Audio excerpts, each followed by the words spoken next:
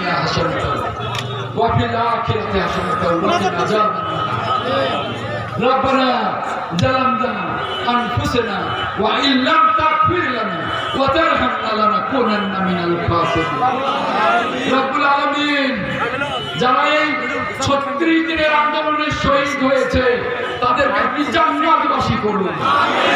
15 বছর এই ফ্যাসিবাদী আন্দোলনে 10,000 বিএনপি নেতা কর্মী শহীদ হয়েছে, আপনি তাদের জান্নাতবাসী করুন। ইয়া রাব্বুল আলামিন, আমাদের প্রিয় নেতা, মহান মুক্তিযুদ্ধের মহান ঘোষক শহীদ রাষ্ট্রপতি জিয়াউর রহমানকে আপনি জান্নাতুল ফেরদাউস দান করুন। রব্বুল আলামিন, আমাদের প্রিয় নেত্রী, বাংলাদেশের অবিসংবাদিত নেত্রী, দেশনেত্রী বেগম খালেদা জিয়াকে আপনি হায়াতে তৈয়বা দান করুন। দেশ নায়ক তারেক রহমান আগামী দিনে বাংলাদেশ পরিচালনা করবে, তাকে আপনি সুস্থ করুন এবং হায়াতে তৈয়বা দান করুন। ইয়া রাব্বুল আলামিন, আপনি এই বাংলাদেশটাকে রহমত, বরকত, শান্তি নাজিল করুন।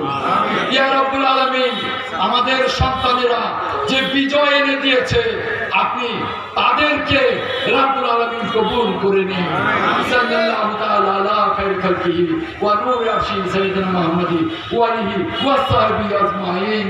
বাকি লা ইলাহা ইল্লাল্লাহু মুহাম্মাদুর রাসূলুল্লাহ সাল্লাল্লাহু আলাইহি ওয়াসাল্লাম। আসসালামু আলাইকুম। তিনি বাংলাদেশটাকে মেরামত করে অবাধ এবং নিরপেক্ষ নির্বাচন দেবেন।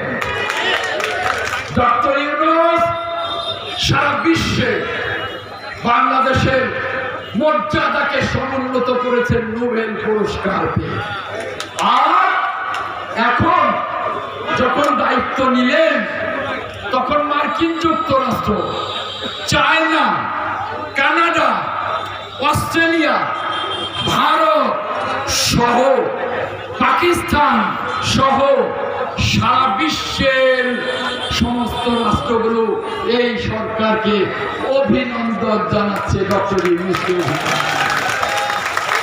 তাই আপনাদের বলবো, আর বাংলাদেশের কালো দিন চলে গেছে, অমাবস্যা চলে গেছে, নতুন সূর্যোদয় হয়েছে।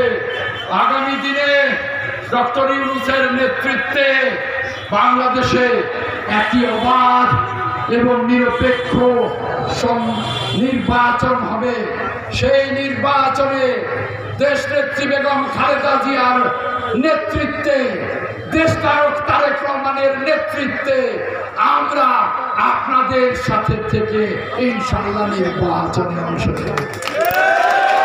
তার আগে দেশটাকে গড়বার জন্য ডক্টর মোহাম্মদ ইউনূসের পাশে আছি, থাকবো ইনশাআল্লাহ। এই কথা বলে আজ যারা এখানে উপস্থিত হয়েছেন, অনেক নারী নেত্রী উপস্থিত হয়েছেন, অনেকে আমার বক্তব্য শুনছেন আশপাশ থেকে, সকলকে অনেক অনেক ধন্যবাদ জানিয়ে ইনশাআল্লাহ আবার দেখা হবে। আমি আপনাদের সন্তান, যখন চান তখন